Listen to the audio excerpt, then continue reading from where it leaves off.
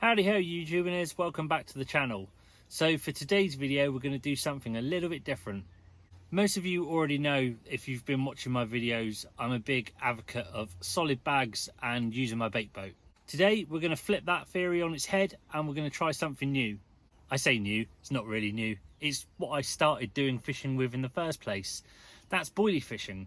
I haven't really done a lot of boilie fishing in here probably since I built it, so today is going to be really the first kind of test. Even though it's been established now for 4 years, it's not actually something I've done a lot of, so we're going to put it to the test and see how boilies fare compared with solid bags and particle kind of fishing.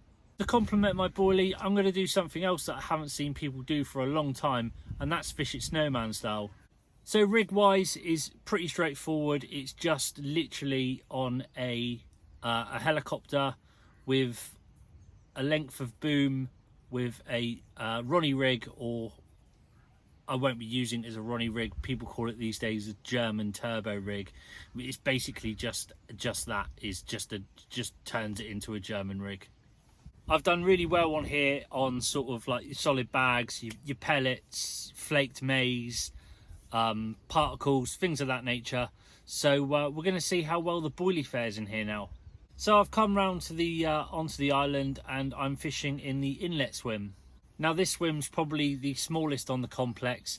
I have the feeling that it's probably a swim that's going to be overlooked by guys when they come here. However, it does have a reputation for producing some really good fish. Now that's purely just on the size of it. It's kind of like goes round in a curve. It's got very like canal-esque in here. If you like your close quarters kind of fishing and everything to be, you know, close in work, then this will be the swim for you. So bait wise, as I say, I'm just using boilies for this one, and all I've done is just lightly coated them in a little bit of salmon oil. I've even gone to the extent of breaking out my old style of bivvy. This bivvy is the Fox Retreat Plus Compact. It's the smallest bivvy I own and I can't remember the last time I used it. However, for this style of fishing, it's absolutely perfect.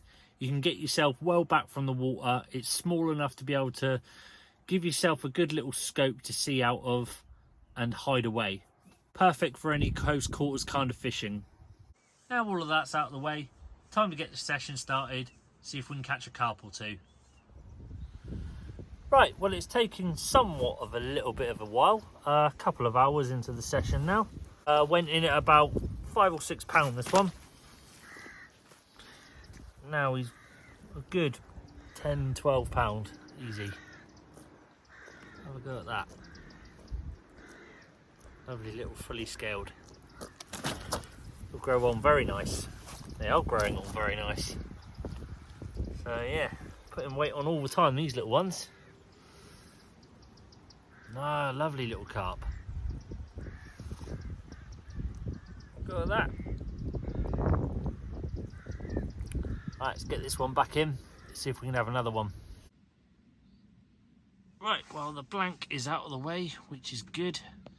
So it's been about an hour after that fish now. It's all gone a little bit quiet again. But I'm just tucked up in the bivvy out the way. It's always good to try and stay quiet in this one because you're fishing sort of maybe 5 or 6 rod lengths, I would say, away from the other side of the bank. So you've got to be relatively quiet in here, and that's why I sort of like got into this bivvy. You can see there I've just got it kind of like letterboxed at the moment, but I just hide away in here really. If anything comes in close, I get to see it. They do quite regularly come right underneath the rod tips as well, so maybe worth putting the left down rod. I may well just put under the rod tip tonight just to see if anything happens there, as they do hug in tight to the bank here. So well, we'll see what happens. But right now I'm on the back of the wind.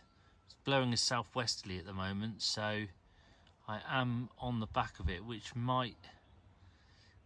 could be a reason why it's a little bit quieter than what it is usually. Haven't really seen a lot, so but time will tell. Well, we're just moving on into the evening time now. It's just started to get to that sort of twilight, sort of like lighty stage. It's about 9:15 at night now. So yeah, been relatively quiet. Not really too much to report. Just the one fish. I have had a series of liners as the evening's gone on. Just fish moving in and out of the swim, really. It's funny because when this swim was first constructed, my first initial thought was to call it liners, because the first night I did in here, that's all I got was liners. It's almost like they use it as a kind of patrol route up and down. Anyway, we'll see what the night brings, and we'll go from there. Good morning. So it was very, very quiet last night. Very uneventful. I had a series of liners, but no actual pickups whatsoever, which is a bit annoying, but it is what it is. It's what happens in fishing. So the rods have just gone back out. I've just had a recast, nothing's changed, and we'll see how today goes on. It's looking a little bit of a better day today. Yesterday was a little bit of rain. There was quite a lot of rain overnight. However, now the weather's cleared up a little bit. We should have a little bit of a dry spell. So maybe that was affecting things. I'm not too sure, but we'll see how it goes from here on in, and got the whole day to play with. Right, it's taken all day to get a bite today. It's just coming up to the evening now, but I have had another one, and it's one of the bigger ones. There you go. Just shy of £20 that one.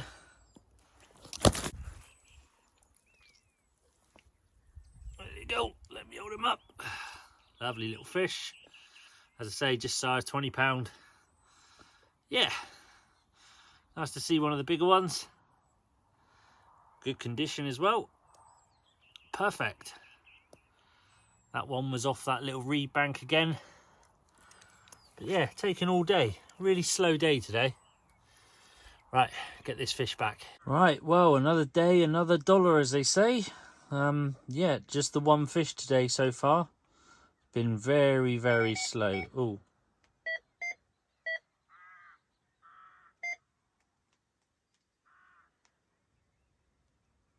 That was a big liner.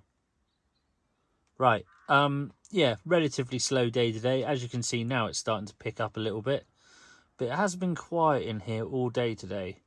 So we're just going into the evening now. You can see by the camera it's starting to get a little bit darker.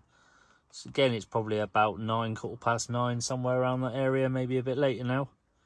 So yeah, gonna go into the night, see what happens, see if we can have another one. For the eagle-eyed people, you may be able to see that I've moved my left-hand rod, but it is literally just down there now. It's fishing the same place. It just makes it easier to land fish like that, because it gives you a little bit more room. That's all it is. But still fishing that spot, but hasn't really produced anything. Right, let's go into the evening and let's see what happens during the night. Well, good morning. It is the next day now, and very, very quiet night on the rods last night. Not really on the weather front though. It rained pretty much all night last night from about 11 o'clock. Whether that makes a difference or not, I'm not too sure. But yeah, no action on the rods at all. No liners, no nothing. So it is now the next day, about 11:30 in the morning.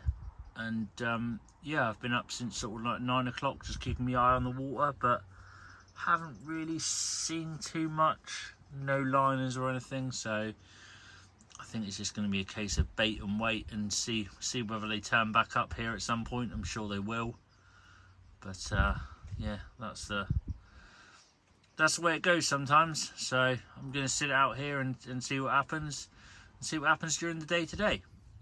Right guys, I've come to the end of the session. So in summary, boilies, do they catch more fish than my usual method? On this occasion, I'm going to say absolutely not. I've certainly done a lot better than I have on this session doing previous sessions with what I originally use.